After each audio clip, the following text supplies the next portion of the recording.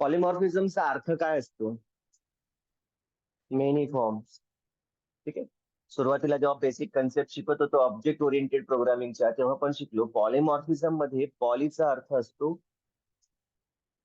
आणि मॉर्फिझमचा अर्थ असतो फॉर्म्स. सो पॉलिमॉर्फिझम म्हणजे मेनी फॉर्म्स.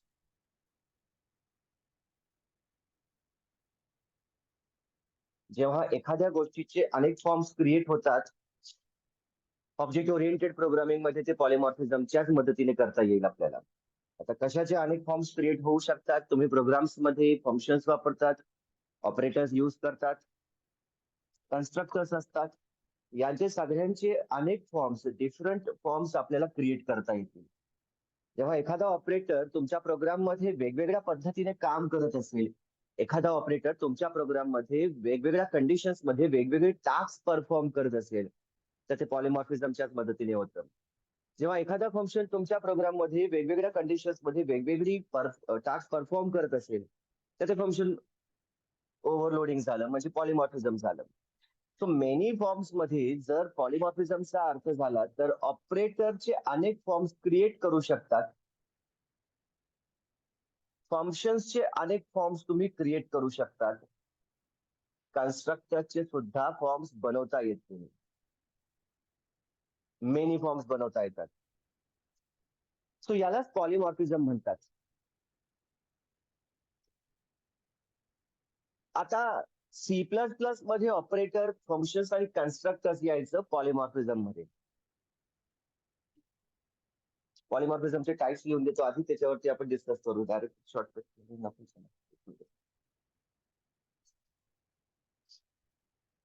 हेडिंग घेऊन टाका, types of पॉलिमॉर्फिझम्स.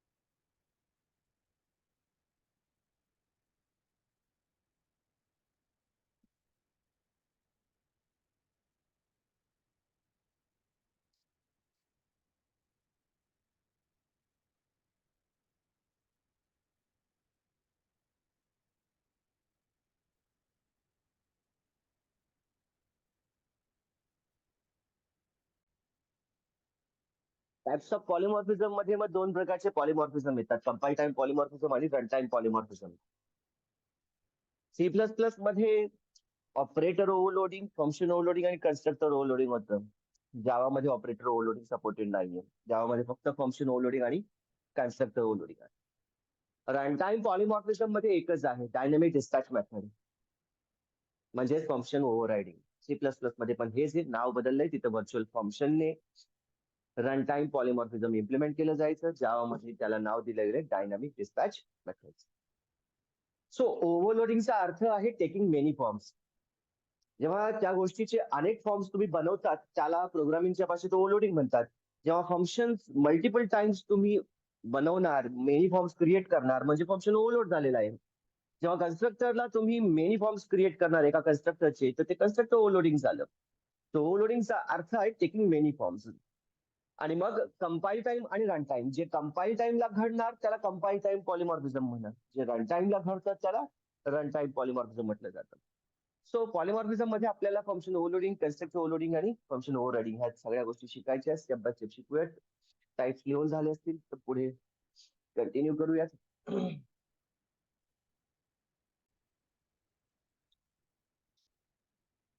Object oriented programming मध्ये पॉलिमॉर्फिझम ही एक कन्सेप्ट आहे, मग ज्याच्या मदतीने आपल्याला कुठल्याही गोष्टीचे मल्टिपल फॉर्म्स बनवता येऊ शकतात. Polymorphism is the ability to take more than one form. Polymorphism हा एक ग्रीक भाषेमधला शब्द आहे. It is a Greek word. ज्या ग्रीक शब्दामध्ये पॉलीचा अर्थ आहे मेनी आणि मॉर्फिझमचा अर्थ आहे फॉर्म्स, म्हणजेच पॉलिमॉर्फिझमचा अर्थ झाला मेनी फॉर्म्स. ठीक आहे. पॉलिमॉर्फिझमला दुसऱ्या शब्दामध्ये म्हटलं जातं वन नेम मल्टिपल फॉर्म्स.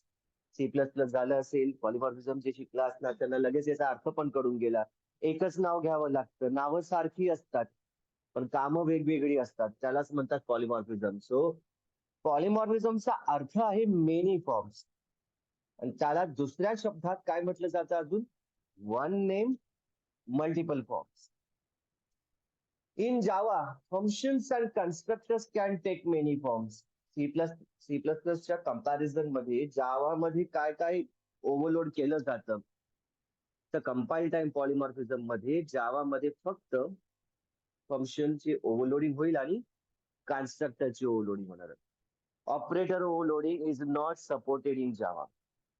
आणि जे फंक्शन्स आणि जे कन्स्ट्रक्टर्स आपण ओव्हरलोड करणार आहोत ते जेव्हा कॉल केले जातील, कंपायलर डिसिजन कसा घेतो, it is they are called on the basis of parameters. पॅरामीटर्सच्या बेसिसवरती मग ते सिलेक्ट होतात, कॉल्ड होतात, एक्झिक्यूट होतात. Number one, compile time polymorphism. Compile time पॉलिमॉर्फिझमचा अर्थ ज्या गोष्टी कंपाईल टाइमला घडतात त्याला म्हणतात compile time polymorphism. Compile time polymorphism takes place during the compile time of the program. ठीक आहे. जे रन टाइमला घडतं त्याला रन टाइम पॉलिमॉर्फिझम म्हणतात. कंपाईल टाइम पॉलिमॉर्फिझम मीन्स जावामध्ये त्याचा अर्थ आहे की जेव्हा फंक्शन किंवा कन्स्ट्रक्टर्स मल्टिपल फॉर्म्स क्रिएट करतात तुमच्या प्रोग्राम मध्ये डिफरंट कंडिशन्स मध्ये, ते कंपाईल टाइम पॉलिमॉर्फिझम झालं. In compile time polymorphism, such overloaded functions and constructors are called by matching the type and number of parameters. Compile time polymorphism मध्ये हे overload केलेले functions किंवा कन्स्ट्रक्टर जेव्हा call केले जातात, तुमचा जेव्हीएम त्या कन्स्ट्रक्टरच्या पॅरामीटर मध्ये जातो. किती पॅरामीटर्स आहेत, नंबर ऑफ पॅरामीटर्स, कुठल्या टाईपचे पॅरामीटर्स आहेत, टाईप ऑफ पॅरामीटर्स, हे सगळं बघून मॅच करतो आणि फंक्शनला एक्झिक्यूट करतो, किंवा कन्स्ट्रक्टर असेल तर त्याला एक्झिक्यूट करतो. सो खाली लिहून टाका types of construct compile time polymorphism. Types of compile time polymorphism.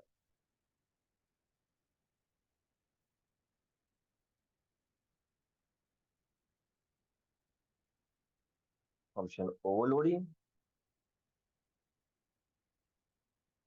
constructor overload.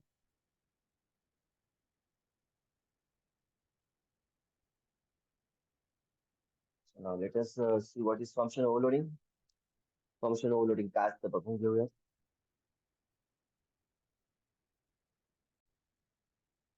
Function overloading. Function overloading refers to the act of creating multiple forms, multiple functions with the, आता हे मुद्दे लक्षात ठेवा, same name but having different parameter list. Program मध्ये जर त्याच नावाचा function तुम्ही पुन्हा पुन्हा बनवणार, नावं सारखी असायला पाहिजे पण पॅरामीटर्सची लिस्ट वेगवेगळी असायला पाहिजे. हे दोन कंडिशन जर सॅटिस्फाय झाले तर आपण म्हणू शकतो की प्रोग्राम मध्ये फंक्शन ओव्हरलोडिंग आहे. सो महत्वाचे मुद्दे लक्षात आले. Function overloading refers to the act of creating multiple function, भरपूर फंक्शन, 2, 4, 5, 10 फंक्शन बनवा तुम्ही. फंक्शन ओव्हरलोडिंग साठी कंडिशन काय, नावं सगळ्यांची काय असायला पाहिजे, सारखी असायला पाहिजे आणि पॅरामीटर लिस्ट वेगळी असायला पाहिजे. दोन कंडिशन जर सॅटिस्फाय झाले तर फंक्शन ओव्हरलोडिंग आहे. डिफरंट पॅरामीटर लिस्टचा अर्थ काय ते पण लिहून दिलं. Different parameter list means number of parameters may be different. एका फंक्शनला एक पॅरामीटर, दुसऱ्याला 2 असतील, तिसऱ्याला 3 असतील. Number of parameters may be different और the type of parameters are different. किंवा समजा प्रत्येकाला 2-2 पॅरामीटर्स आहेत, पण मग त्यांचा डेटा टाईप वेगवेगळा असायला पाहिजे. पहिल्याला 2 इंटिजर, दुसऱ्याला 2 फ्लोट, तिसऱ्याला 2 कॅरेक्टर. नंबर सारखे आहेत, 2-2 पॅरामीटर्स आहेत, पण आता टाईप, डेटा टाईप वेगवेगळा आहे. किंवा दोघं असले तरी चालतील, नंबर्स पण डिफरंट आहे, टाईप पण डिफरंट आहे. सो फंक्शन ओव्हरलोडिंग मध्ये फंक्शनची नावं सारखी असायला पाहिजे, पण पॅरामीटर लिस्ट डिफरंट असायला पाहिजे. डिफरंट पॅरामीटर लिस्टचा अर्थ आहे नंबर ऑफ पॅरामीटर्स वेगवेगळी असायला पाहिजे किंवा त्यांचे टाईप्स तरी वेगळे असायला पाहिजे, आणि दोघं असले तर चांगले. Since the overloaded functions, the names of the functions असेल, त्या ओव्हरलोड झालेल्या फंक्शन्स मध्ये सगळ्या फंक्शनची नावं सारखीच असल्यामुळे जेव्हा तुम्ही त्या फंक्शनला कॉल करणार, आता कंपायलर कसं डिसाईड करेल की एवढे डेफिनेशन आहेत त्याची, नावं सारखी होती पण फंक्शन्स तर वेगवेगळे आहेत ना. मग नेमकं एक्झिक्यूट करायचं कुणाला कॉल केल्यावरती, just they are called by this common name. आपण ते इकडे पण लिहिलं होतं. In compile time polymorphism such overloaded functions and constructors are called by matching the type and number of parameters. हा पॉईंट इकडे कमी आहे पण तो लिहिलाच होता आपण, की जेव्हा तो ओव्हरलोड झालेला फंक्शन नावं सारखी आहेत, 4 असतील 5 असतील, सगळ्यांचं नाव सेम आहे, पण कॉल केल्यावरती कुठला तरी एक एक्झिक्यूट करायचा आहे. मग कोणता एक्झिक्यूट केला जाणार ते कसं ठरवलं जाणार, by called by matching the type and number of parameters, जे डिफरंट डिफरंट आहे प्रत्येकाचे. सो तुम्ही व्हॅल्यू पास केलेले जे व्हॅल्यूज आहेत त्यांचे टाईप काय आहे आणि ते किती व्हॅल्यूज तुम्ही दिलेत याच्या बेसिसवरती तुमचा जेव्हीएम डिसाईड करतो की कुठल्या फंक्शनला कॉल करून एक्झिक्यूट करायचे. काही एक्झाम्पल्स घेतली तिथं मी, पूर्ण प्रोग्राम नाही लिहिला, प्रोग्राम लिहूयात आपण, पण फक्त कन्सेप्च्युअल बेसिससाठी अज्युम करा की आपल्या प्रोग्राम मध्ये 1, 2, 3, 4 फंक्शन्स आहेत. फंक्शन ओव्हरलोडिंग झालेली आहे का हे ठरवता यायला पाहिजे. काय नियम, पहिला नियम काय, नावं सारखी असायला पाहिजे. आहेत नावं सारखी, सम नावाचा फंक्शन आहे, 4दा बनवलाय. दुसरा नियम, पॅरामीटर लिस्ट वेगळी असायला पाहिजे. इथे एकही पॅरामीटर नाहीये, इथं एक आहे, मी नंबर्स कमी जास्त केले तिथं. इथं 2 आहेत आणि इथं 3 इंटिजर पॅरामीटर्स आहेत. सो दुसरा नियम, पॅरामीटर लिस्ट डिफरंट असायला पाहिजे, तो पण सॅटिस्फाय होतोय. याचा अर्थ या प्रोग्राम मध्ये सम नावाचा फंक्शन 4दा ओव्हरलोड केलाय आपण. सो ओव्हरलोडिंगचे नियम कळले. The names of the functions must be same and the parameter list must be different, having different number of parameters और डिफरंट टाइप्स ऑफ पॅरामीटर्स और बोथ. याला म्हणतात फंक्शन ओव्हरलोडिंग. आता असा ओव्हरलोड केलेला फंक्शन जेव्हा प्रोग्राम मध्ये कॉल केला जातो, ते चारीचे चारी थोडी एक्झिक्यूट होतील, यातला कुठला तरी एकच एक्झिक्यूट होणार आहे. आता कंपायलरला, तुमच्या त्या JVM ला ठरवावं लागेल की जेव्हा तुम्ही कॉल केला त्या चारीमधून कुणाला एक्झिक्यूट करायचं. तो कशाच्या बेसिसवरती ठरवणार, पॅरामीटर्सच्या बेसिसवरती. तुम्ही ज्या व्हॅल्यूज देतात ना त्या पॅरामीटरच्या व्हॅल्यूज वरून तो JVM ठरवणार की तुम्ही कुठल्या व्हॅल्यूज दिल्यात, तो इथं कुठे मॅच होतोय. तुम्ही दिलेल्या व्हॅल्यूज इथं मॅच केल्या जातात आणि जिथं मॅच फाउंड झाला तो फंक्शन एक्झिक्यूट होतो. आता मला तुम्ही सांगा, हे काही फंक्शनचे कॉल्स इथं आपण केलेले आहेत. नंबर्स आहेत 1, 2, 3, 4. या कॉल मधून तिकडचे नंबर सांगा. पहिला जो कॉल आहे समला कॉल केलं, नावं सारखी आहे, पण कुठला सम एक्झिक्यूट होणार, मी 2 व्हॅल्यूज दिले 10,20. कुठला एक्झिक्यूट होणार, थर्ड, कारण की किती इंटीच्या व्हॅल्यूज दिल्यात, 2 इंटीच्या व्हॅल्यूजचा जो सम असेल तो एक्झिक्यूट होणार. सो अशा पद्धतीने जेव्हा ओव्हरलोडेड फंक्शन कॉल केला जातो, JVM ला तुम्ही ज्या व्हॅल्यूज दिलेल्या आहेत या व्हॅल्यूज घेऊन JVM इथं मॅच शोधतो.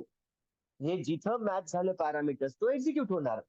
सो जेव्हा हा कॉल केला गेला, कुठला एक्झिक्यूट होणार सांगितलं तुम्ही, थर्ड. ठीक आहे, चला पुन्हा दुसरा कॉल जो आहे हा सम नावाचा फंक्शन पुन्हा कॉल केला, आता कुठला एक्झिक्यूट होणार, फर्स्ट बिकॉज त्याला एकही व्हॅल्यू दिली नव्हती.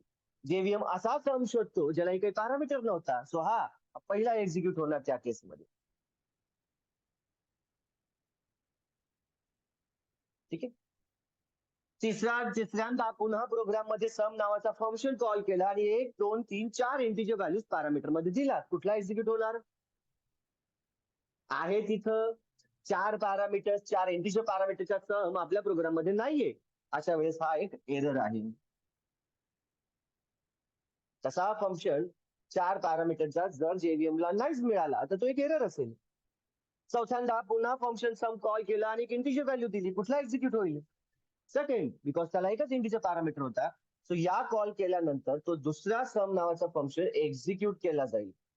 आणि मग ओबियसली जेव्हा पाचव्यांदा सम नावाचा फंक्शन कॉल झाला विथ 10, 20 आणि 30, फोर्थ फंक्शन एक्झिक्यूट केला जाईल. यालाच म्हणतात फंक्शन ओव्हरलोडिंग. कळले सगळ्यांना? कंडिशन्स काय फंक्शन ओव्हरलोडिंग मध्ये? Names must be same and the parameter list must be different. आणि जेव्हा असे ओव्हरलोडेड फंक्शन्स कॉल केले जातात, कंपायलर त्यांचं एक्झिक्युशन कशाच्या बेसिसवरती करतो? पॅरामीटर्सच्या व्हॅल्यूजच्या बेसिसवरती, किंवा नुसतं म्हटलं पॅरामीटरच्या बेसिसवरती तो ठरवतो तरी चालेल. सो याच्यावरती एक डेमॉन्स्ट्रेशनचा प्रोग्राम घेऊन टाकूयात. प्रश्न लिहून टाका. Write a program to demonstrate function overloading in Java. Program write a program to demonstrate function overloading in Java. एक क्लास बनवला. आता ह्या क्लासमध्ये 3 फंक्शन्स आहेत बघा. 1, 2 आणि 3. तिघा फंक्शनचं नाव सेम आहे. सम नावाचे हे 3 फंक्शन बनवलेत, पण पॅरामीटर लिस्ट डिफरंट आहे का बघूयात. इथं एकच पॅरामीटर आहे, इथं 2 आहे आणि इथं 3 आहे. पॅरामीटर लिस्ट डिफरंट आहे, नंबर डिफरंट केलेत आपण. सो कंडिशन सॅटिस्फाय झाली. फंक्शनची नावं सारखी आहेत, पॅरामीटर लिस्ट डिफरंट आहे. याचा अर्थ या प्रोग्राम मध्ये फंक्शन सम 3दा ओव्हरलोड केलाय आपण. ठीक आहे. आता फंक्शन ओव्हरलोडिंग मध्ये अजून काही मुद्दे जे नीट लक्षपूर्वक ऐकून समजून घ्या. की फंक्शन ओव्हरलोडिंगच्या 2 कंडिशनचा आपण समजून घेतल्यात.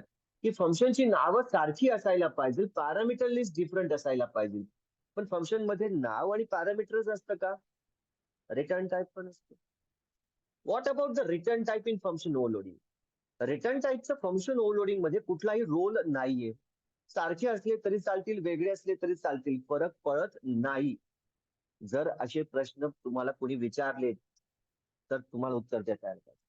फंक्शन ओव्हरलोडिंग मध्ये 2च मुद्दे आहेत जे महत्वाचे आहेत. नावं सारखी असायला पाहिजे आणि पॅरामीटर लिस्ट वेगळी असायला पाहिजे. रिटर्न टाइप सारखा असला वेगळा असला फरक पडत नाही, बिकॉज त्याचा कुठलाच रोल नाहीये. ठीक आहे. अजून एक महत्वाची गोष्ट, फंक्शन ओव्हरलोडिंग मध्ये जेवढे फंक्शन तुम्ही ओव्हरलोड करतायत ते सेम स्कोप मध्ये असायला पाहिजे. एकाच स्कोप मध्ये, म्हणजे सेम क्लास मध्ये म्हटलं तरी चालेल. वेगवेगळ्या क्लासेस मध्ये असले तर नाही चालणार. सो या फंक्शन डेमो क्लास मध्ये 3 फंक्शन्स आहेत, म्हणजे सगळेचे सगळे एकाच स्कोप मध्ये आहेत. त्याच्यानंतर नावं सारखी आहेत, पॅरामीटर लिस्ट डिफरंट आहेत. फंक्शन ओव्हरलोडिंग झालेली आहे. पहिला जो फंक्शन सम बनवला ज्याला एक इंटिजर पॅरामीटर एक्स होता, तिथं आपण लिहिलं sum of integer number with itself. त्याच नंबरला त्याच्या सोबत ऍड करून प्रिंट करूयात. Sum equals to x plus x.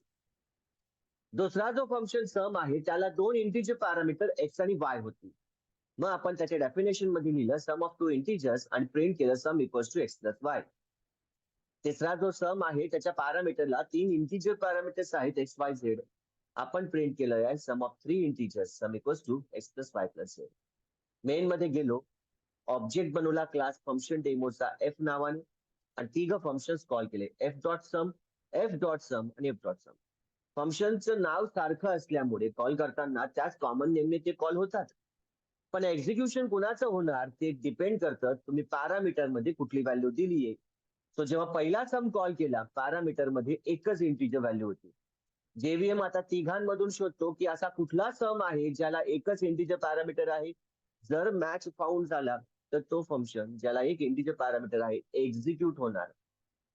त्याच्यानंतर पुन्हा आपण सम नावाचाच फंक्शन कॉल केला. यावेळेस पॅरामीटरला 2 व्हॅल्यूज दिल्या, 2 इंटिजर 10, 20. जेव्हीएम आता शोधतो की असा सम आहे का ज्याला 2 इंटिजर पॅरामीटर आहे. मॅच फाउंड झाला तर तो एक्झिक्यूट होऊन जाईल. आणि तिसऱ्याच्या वेळेस 3 इंटिजर पॅरामीटरचा सम एक्झिक्यूट होणार. हे आहे फंक्शन ओव्हरलोडिंग इन जावा. या प्रोग्रामला सेव्ह करून एक्झिक्यूट करून बघूयात.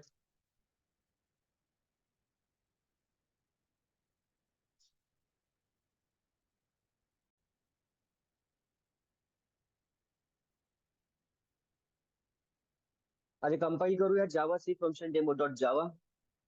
प्रोग्राम सेव्ह करायचा राहिला असेल.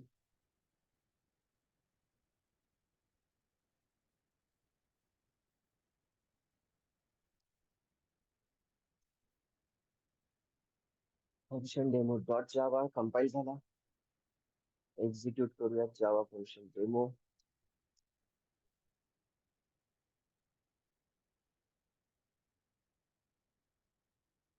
एक्झिक्यूट झाले. आउटपुट आलं sum of integer number bits itself, that is 10 parameter मध्ये होता. 10 + 10 सम 20 आली. सम ऑफ 2 इंटिजर नंबर्स मध्ये आपण 10 आणि 20 दिलं होतं, सम 30 आलं. आणि सम ऑफ 3 इंटिजर्स 10, 20, 30 सम 60 आली. यालाच म्हणतात फंक्शन ओव्हरलोडिंग. कळली सगळ्यांना? फंक्शन ओव्हरलोडिंग अतिशय सिंपल कन्सेप्ट आहे. बाकी प्रोग्रामिंग तर तुम्ही कशी करू शकता जर तुमची कन्सेप्ट क्लिअर असतील तर. लिहून झालाय? कोणाला लिहायचंय प्रोग्राम?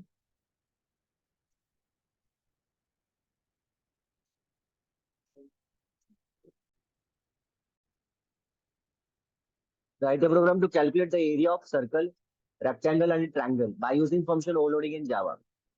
आपल्याला सर्कलचा एरिया, रेक्टँगलचा आणि ट्रायंगलचा एरिया कॅल्क्युलेट करायचा आहे. फंक्शन ओव्हरलोडिंगने करायचा आहे. सो एरिया नावाचा क्लास बनवला.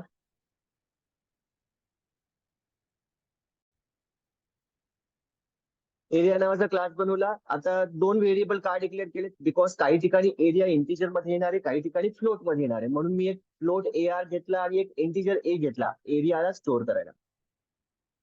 एरिया नावाचा फंक्शन 3दा ओव्हरलोड झालाय. व्हॉइड एरिया आणि व्हॉइड एरिया.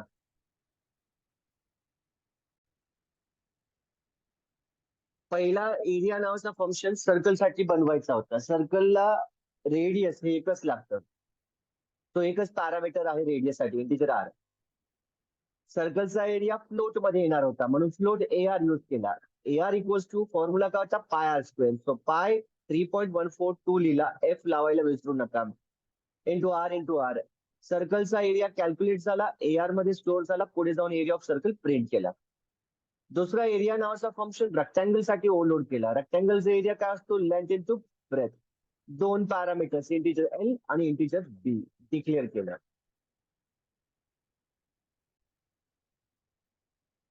सो रेक्टँगल साठी 2 पॅरामीटर्स आहेत.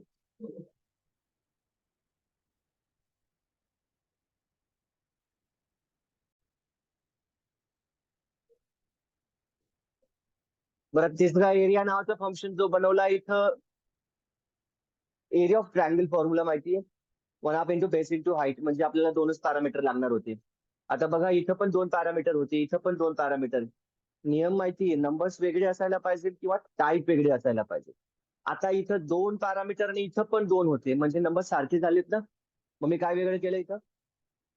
टाईप वेगळे करून घेतलेत. वरचे 2 इंटिजरचे आहेत तर खालचे 2 फ्लोटचे. सो हे ठरवता यायला पाहिजे तुम्हाला, बिकॉज इथं पण 2 होते, इथं पण 2 होते. मग इथं पण जर इंट बी आणि इंट एच घेतलं असतं तर चाललं असतं का? नाही चाललं असतं. म्हणून टाईप वेगळे केले. फ्लोट बी आणि फ्लोट एच घेतलं, काही फरक पडत नाही. बेस आणि हाईट तर मिळूनच जाईल आपल्याला. आणि मग AR इक्वल्स टू 1/2 म्हणजे 0.5. F लावलाय त्याला into B into H. Area of triangle calculate झाला, प्रिंट झाला. या प्रोग्राम मध्ये एरिया कॅल्क्युलेट करण्यासाठी 3 फंक्शन्स आहेत ओव्हरलोडेड. पहिला हा फंक्शन सर्कलचा एरिया कॅल्क्युलेट करेल विथ 1 इंटिजर पॅरामीटर. दुसरा हा एरिया ऑफ रेक्टँगल कॅल्क्युलेट करेल विथ 2 इंटिजर पॅरामीटर्स. तिसरा एरिया ऑफ ट्रायंगल कॅल्क्युलेट करेल विथ 2 फ्लोट पॅरामीटर्स. मेन मध्ये गेलो, ऑब्जेक्ट बरोबर 3 फंक्शन्स कॉल केले. फ्लोटची व्हॅल्यू देताना F लावणं कंपल्सरी आहे, ही तुम्हाला सुरुवातीपासून माहितीच आहे. प्रोग्रामला सेव्ह करूयात, कंपाईल आणि एक्झिक्यूट करून बघूयात. आता झालाच होता कंपाईल आणि एक्झिक्युशन मध्ये. एरिया ऑफ सर्कल 314.2 आला. एरिया ऑफ रेक्टँगल 200 आला. आणि एरिया ऑफ ट्रायंगल 100 आलेला आहे. ठीक आहे. सो अशा पद्धतीने जावा प्रोग्राम्स मध्ये तुम्ही फंक्शन्स ओव्हरलोड करून त्यांना युज करू शकतात. आता अजून एक महत्वाची गोष्ट, की स्टॅटिक फंक्शन्स असतात. स्टॅटिक फंक्शन्स काय असतात? तर फॉर एक्झाम्पल, कुठलाही फंक्शन जर तुम्हाला स्टॅटिक बनवायचं असेल तर त्याच्या डिक्लेरेशन मध्ये स्टॅटिक कीवर्ड युज करा. Static void area, static void area, static void area. फंक्शनला स्टॅटिक केल्यावरती आपल्याला काय फायदा मिळतो? दोन. तो फंक्शन क्लासच्या नावाने कॉल करता येईल, ऑब्जेक्टची आवश्यकता नाहीये. मग आपण काय करू, इथून ऑब्जेक्ट काढूनच टाकूयात. ठीक आहे, म्हणजे आता ऑब्जेक्टनी कॉल करायचंच नाहीये. पण आता जावामध्ये दोन गोष्टी लक्षात ठेवा. जर फंक्शन स्टॅटिक असला तर त्याला सेम क्लासमध्ये कॉल करायचं असेल ना, सेम क्लासमध्ये, तर क्लासच्या नावाची पण आवश्यकता नाहीये, डायरेक्ट नावाने कॉल करा.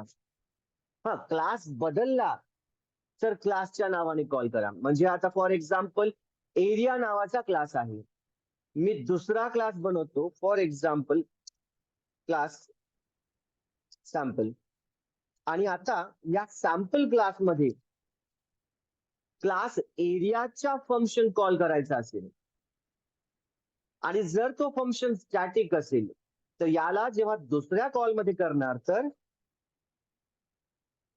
एरिया डॉट एरिया, तेव्हा तो क्लासच्या नावाने कॉल करता येईल तुम्हाला. सो स्टॅटिक फंक्शन्स हे असे फंक्शन्स आहेत जे सेम क्लासमध्ये जर कॉल केले तर ऑब्जेक्ट काय, क्लासचं नावही लागणार नाही, डायरेक्ट नावाने कॉल करा. आणि हे जे स्टॅटिक फंक्शन्स जेव्हा वेगळ्या क्लासमध्ये कॉल करणार तेव्हा सुद्धा ऑब्जेक्ट लागणार नाही, पण तेव्हा मात्र क्लासच्या नावाने त्यांना कॉल करावं लागेल. आता सध्या या प्रोग्राममध्ये सेम क्लासमध्ये स्टॅटिक फंक्शन्स बनवले, त्याच क्लासमध्ये कॉल केले, म्हणून डायरेक्ट कॉल केले आहेत. प्रोग्राम पुन्हा सेव्ह करूयात आणि कंपाईल करून एक्झिक्यूट करूयात.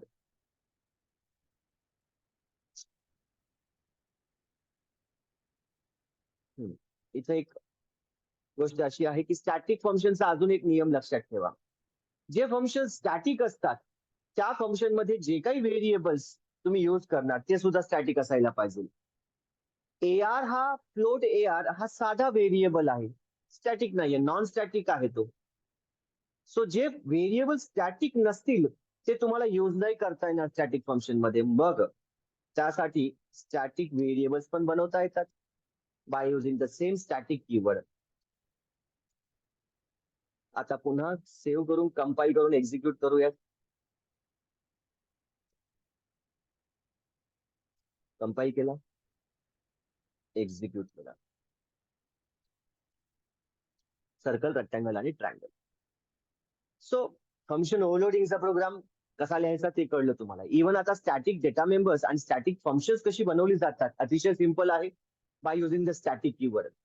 जेव्हा तुम्ही एखादा फंक्शन स्टॅटिक म्हणून बनवणार तर त्याला त्याच कॉलमध्ये डायरेक्ट कॉल करा आणि दुसऱ्या कॉलमध्ये क्लासच्या नावाने कॉल करा. जो फंक्शन तुम्ही स्टॅटिक बनवलेला असतो त्याच्यामध्ये फक्त स्टॅटिक व्हेरिएबल चालतात, दुसरे व्हेरिएबल चालत नाही, म्हणून व्हेरिएबल्स म्हणजे डेटा मेंबर्स पण स्टॅटिक करून घेतलेत आपण. प्रोग्राम लिहायचा बाकी आहे का, लिहून झालाय?